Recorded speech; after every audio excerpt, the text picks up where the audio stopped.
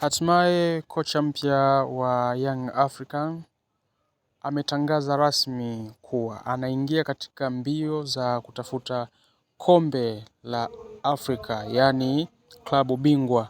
Amesema yeye kwa wachezaji ambao ameshawaomba na wachezaji wote ambao wameshafika Yanga, sajili zote ambazo zimeshafanyika alizozihitaji na wale wote ambao wameshasajiliwa pale, amesema wanakidhi vigezo vya kuweza kuchukua kombe la klabu bingwa, na kutoa tamko kubwa la kusema kwamba ligi ya Tanzania, timu zingine zote ambazo zinaona zina uwezo wa kushindana naye, basi wakae tayari kwa ajili ya kushindana naye.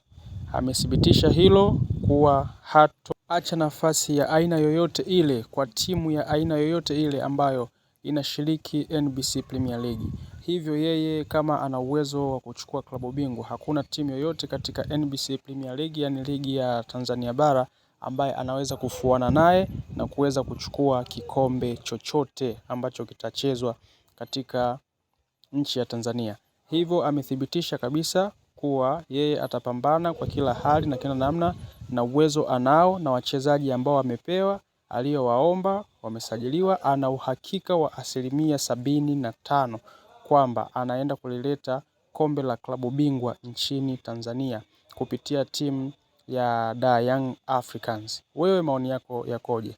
Kabla ya kutoa komenti yako, basi hakikisha umefanya kulike, comment na kushare, lakini usisahau pia kusubscribe ili tuendelee kukupa habari zilizo za motomoto ambazo zinahusisha michezo ya ligi ya Tanzania bara. Asante sana.